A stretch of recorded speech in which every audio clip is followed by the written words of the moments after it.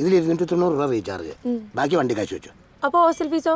അതപ്പോ ഞാൻ ശനിയാഴ്ചക്ക് ഇപ്പോൾ ഇട്ടെന്നേക്കാം. ഇട്ടേച്ചാ മതി. പിന്നെ ചെന്നെത്തിയെ വിളിച്ചോക്കും ചെയ്യണം കേട്ടോ. വെച്ച് തിരുമാതെ കൊടുത്ത് വിടുകൂട്ടിച്ചാ നിനക്കത് പറയാ.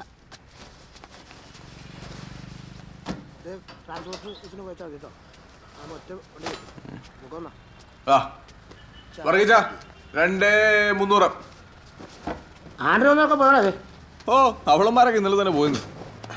വയസ്സായ ഒരു അമ്മച്ചിയുണ്ട്, 2 ദിവസം നിന്നേച്ച് പോകാൻ പറഞ്ഞാൽ ഒരുത്തിക്കും കഴിയത്തില്ല. എന്നാൽ അവൾമാരുടെ ഉപദേശത്തിനാണെങ്കിൽ ഒരു കുറവുമില്ല. അവരുടെ അവസ്ഥ അതല്ലേ. ആണെന്ന് വെച്ച് കഴിഞ്ഞാൽ കല്യാണം കഴിഞ്ഞ് കഴിഞ്ഞാൽ കെട്ടുവന്മാരെ അല്ല. പിന്നെ ഇനിയുള്ള കാര്യം ഇതൊക്കെ പ്രതീക്ഷിച്ചാൽ മതി. എനിക്ക് അതിനകത്ത് ഒരു പരാതിയില്ലെന്ന്. എല്ലാവർക്കും അവരുടെ തിരക്കിലൊട്ടിച്ചാ പോയേക്കുവാണോ? ആ കൃഷി ഓഫീസർ ഒന്ന് പോണേ.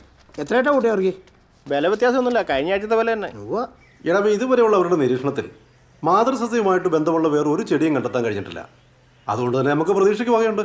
അപ്പൊ ഞാനും എന്നെ സാർ ചെയ്യണ്ടേ? നീ ഇനി ഒന്നും ചെയ്യണടാവേ. നമ്മളിത് നമ്മുടെ പാമ്പാടുംപാറയിലുള്ള സ്പൈസസ് ബോർഡിന്റെ റിസർച്ച് സെന്ററിൽ അയച്ച് ഇതിന്റെ ഓയിൽ കണ്ടന്റും കൂടെ ഒന്ന് പരിശോധിച്ചാൽ നമ്മുടെ ഭാഗം ഓക്കെ ആയി. അപ്പൊ സാറിന് എന്നെ എന്നെ അറിയിച്ചാൽ മതി. ശരി, ഞാൻ അറിയിക്കോ. ആ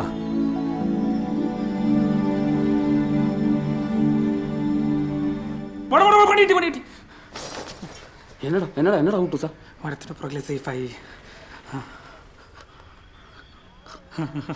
ചുമ്മാ ആരാ? ഓ അവന് തലയ്ക്ക് ഓളം വന്നേ. ഓ പേടിച്ചു പോയി ഞാൻ. ഞാനും. ഇത് കണ്ടോ ഒരു കോള്? ഒരു 496. പിന്നെ കുറെ മെസ്സേജും വരുന്നുണ്ട്. Hi, hello, how are you എന്നൊക്കെ പറഞ്ഞു. നീ ഒന്ന് റിപ്ലൈ കൊടുത്ത് നോക്കിയേ. എന്നാത്തിന്? ചുമ്മാ ആരാന്നൊക്കെ അറിയാലോ. ഓ അതിന്റെ ആവശ്യമില്ല. പുതിയ ലൈരങ്ങാനും സെറ്റായാലോ ഒന്ന്. മാറിക്കേ. എന്നാ വെച്ചി? എന്നാന്നേ ഇന്ന് നിന്റെ കാശ്. ബെച്ചി എന്നാന്ന്? ബെച്ചി ചുമ്മാ ഇരുന്ന്. എന്നാ എനിക്ക് വേണ്ട. ബെച്ചി നീ അതവിടെ വെച്ച നിനക്ക് ഹോസ്റ്റൽ ഫീസ് കൊടുക്കാനുള്ളതല്ലേ. എന്റെ ബെച്ചി നീ ചുമ്മാ ഇരുന്നേന്നേ. ബെച്ചി ചുമ്മാ കളിക്കില്ല, ഞാൻ തമാശക്ക് പറഞ്ഞല്ലേ. എനിക്ക് വേണക്കൊന്നുമില്ല, എനിക്ക് വേണ്ട, അത്രേ ഉള്ളൂ. ആ ബെച്ചി പോവല്ലേന്ന് അവിടെ ഇരിക്കുന്നു. ബെച്ചി ഞാൻ പറയുന്നത് നീ അവിടെ ഇരുന്ന്. ഞാൻ പോവാ. ഞാൻ എന്നാ ചെയ്തിട്ടാ നീ എന്നെ കോട്ടയത്ത് കൊണ്ടുവിടാന്ന് പറഞ്ഞിട്ട് കൊണ്ടുവിട്ടോ? അത് ആ പബ്ജി ഗെയിമും കളിച്ചോണ്ടിരിക്കണ നീ കട ഏൽപ്പിച്ചിട്ട് വരാൻ പറ്റാത്തോണ്ടല്ലേ. എന്നാ വല്ല ഉത്തരവാദിത്വം. എനിക്ക് സാറ് പറഞ്ഞ കാര്യത്തിൽ അത്ര നടപടിയാണ് തോന്നില്ല. എടാ, ഇന്നത്തെ കാലത്ത് കൃഷിക്കാരെല്ലാം കെട്ടി തെങ്ങ് ചാവുക. അപ്പോഴാണ് നിന്റെ ഒരു കണ്ടുപിടുത്തം, അതും ജൈവം. എന്റെ പൊന്നടാവേ, ഇത് എല്ലാവർക്കും ചെയ്യാവുന്ന കാര്യമുള്ളൂ. പിന്നെ ആൾക്കാരെ ചെയ്യാത്ത എന്നാന്ന് വെച്ചാല് അവരുടെ ഉൽപ്പന്നങ്ങൾക്ക് ഒരു താങ്ങുവിലയിട്ട് എടുക്കാനുള്ള സെറ്റപ്പ് നമ്മുടെ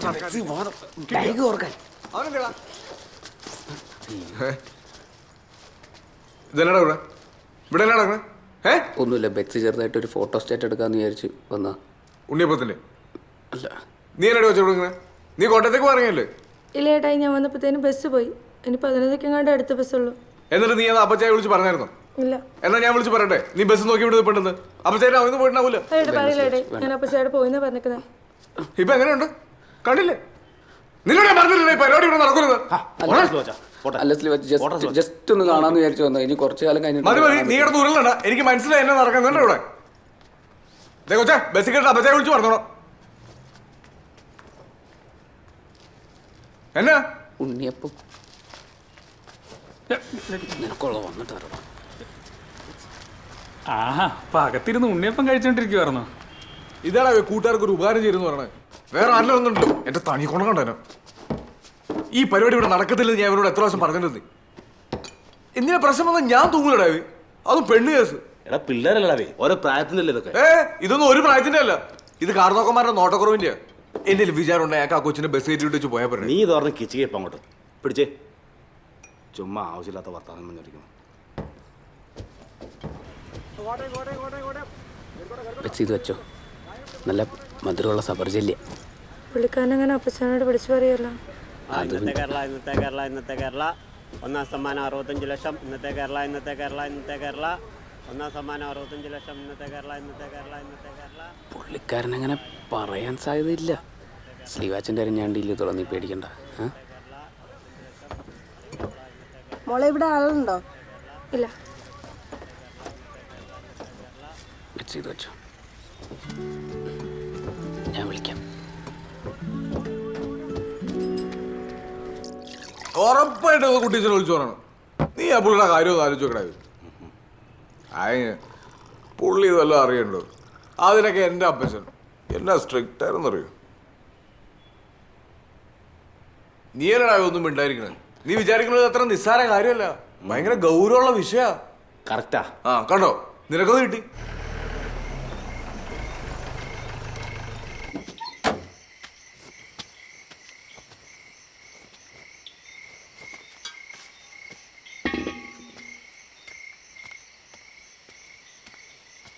മറ്റേ മറ്റേ മറ്റേ മറ്റേ മറ്റേ മറ്റേ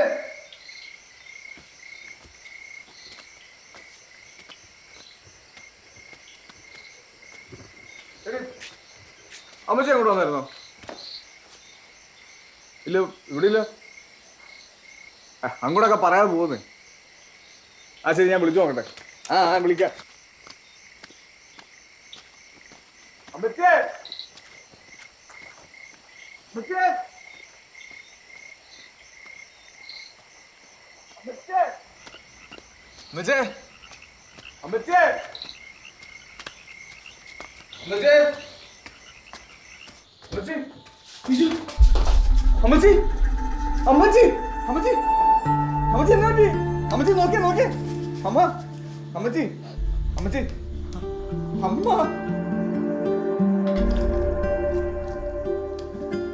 അമ്മച്ചി അമ്മച്ചി ഓ കർത്താവേ. അമ്മച്ചി എന്നാ പറ്റി? അമ്മച്ചി അമ്മച്ചി നോക്കിയേ. അമ്മച്ചി എന്നാ പറ്റി? അമ്മച്ചി അമ്മച്ചി എന്നാ പറ്റി?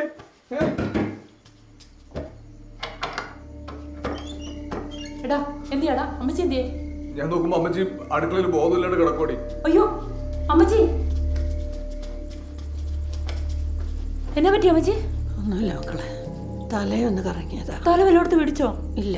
നമുക്ക് ആശുപത്രി പോയാലോ? വേണ്ട ഇല്ലേ, ആ ഗുളിക ഇങ്ങെടുത്തേ. ഇപ്പൊ എടുക്കാം അമ്മച്ചി. നീ എവിടെ പോയി കിടക്കുവായിരുന്നോ കുട്ടായി? നിന്നോട് എത്ര പ്രാവശ്യം പറഞ്ഞിട്ടുണ്ട് സുഖമില്ലാത്ത അമ്മച്ചിയെ തനിച്ചാക്കി എങ്ങും പോവരുതെന്ന്. ഒന്നെങ്കിൽ നീ സന്ധിക്ക് മുമ്പ് വീട്ടിലെത്തണം, അല്ലെ വീട്ടിലാണോ ഉണ്ടാവണം. അതെങ്ങനെ എത്ര പറഞ്ഞാലും നിന്നെ തലയൊക്കെ അറിയത്തില്ലല്ലോ.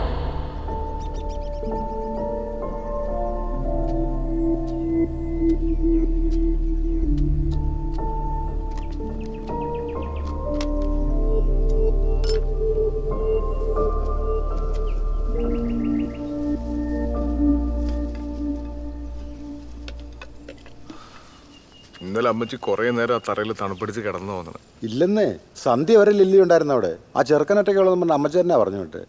ഞാനാണ് ആ സമയത്ത് സിറ്റിലോട്ടും പോയി. എന്നാലും കോയിച്ചടാ, ആ കിടപ്പൊന്ന് കണ്ടായിരുന്നു.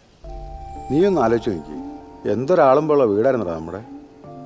ഇപ്പം അമ്മച്ചി ഒറ്റയ്ക്ക്, കൂട്ടിനൊരാൾ പോലും ഇല്ലാതെ. വല്ലാത്തൊരവസ്ഥ തന്നെയാടാ അത്. കാരണവന്മാരെ നോക്കാൻ പറ്റില്ല, പിന്നെ എന്നെ കൊണ്ടെന്ന് വെച്ചിട്ട് ഒരു കാര്യമില്ലെന്ന്. അതൊക്കെ അവനോ തീരുമാനിക്കേണ്ട കാര്യങ്ങളാ.